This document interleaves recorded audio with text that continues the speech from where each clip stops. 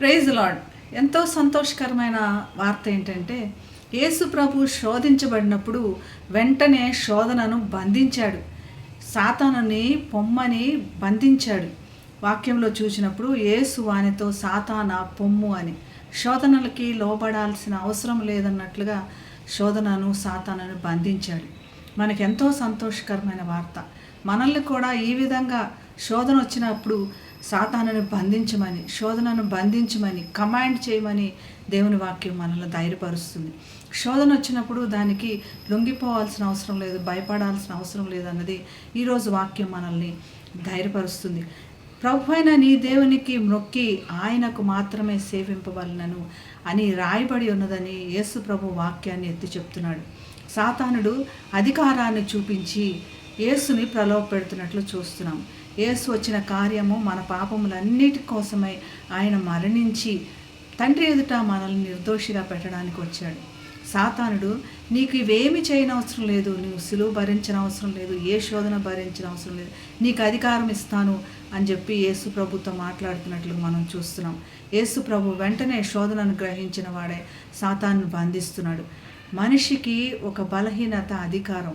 ఈ అధికారానికి లోబడతామేమో, అందుకోసమే దేవుడు మొట్టమొదటి ఆజ్ఞగా, అన్నిటికంటే ముఖ్యమైన ఆజ్ఞగా, నీ దేవుడైన యెహోవా నేను తప్ప వేరొక దేవుడు నీకు ఉండకూడదు. శాస్త్రులు పరిచయాలు కూడా మళ్ళీ ఆయన అడుగుతున్నాడు, ఏంటి ప్రధానమైన వాక్యం ఆజ్ఞ అని. అప్పుడు కూడా యేసు ప్రభు నీ దేవుడైన యెహోవానే సేవించాలని. మనకి దేవుడే ముఖ్యం, ఆయనకు మాత్రమే ఆరాధన చెందాలి. రక్షణకు ఆధారం ఆయన కాబట్టి స్తుతులకు పాత్రుడు కూడా ఆయన అని ఈ వాక్యం ద్వారా మనల్ని ధైర్యపరుస్తుంది. సాతానుడు అబద్ధికుడు, అబద్ధానికి జనకుడు కాబట్టి మనల్ని ప్రలోభ పెడతాడు. వాక్యములో బలంగా నాటబడి ఉండండి అని ఈ వాక్యం మనల్ని ధైర్యపరుస్తుంది. దేవుని శోధింపకూడదు అని కూడా దేవుడు మరి ఒకసారి వాక్యములో మనకు గుర్తు చేస్తున్నాడు. దేవుణ్ణి ఆరాధించి కేవలం ఆయనకు మాత్రమే ఆరాధన చెందేటట్లుగా మన జీవితంలో మనం మార్చుకుంటూ ఆయనకి ఇష్టమైన వారంగా మార్పు చెందుతాం. అటువంటి కృప దేవుడు మనందరికీ దయచేయనుగాక. ప్రార్థన చేసుకుందాం. మహాగణుడైన యేసయ్యా, స్తుతికి పాత్రుడా, నిన్ను ఆరాధించి నిన్ను గణపరుస్తున్నాం తండ్రి. నీవు మాత్రమే దేవుడు, నీకు మాత్రమే ఆరాధనలు స్తుతులు చెల్లాలి నాయన.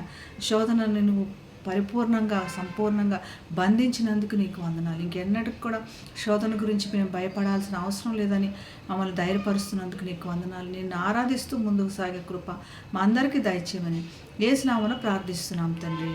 ఆమేన్. Have a blessed day. God bless you.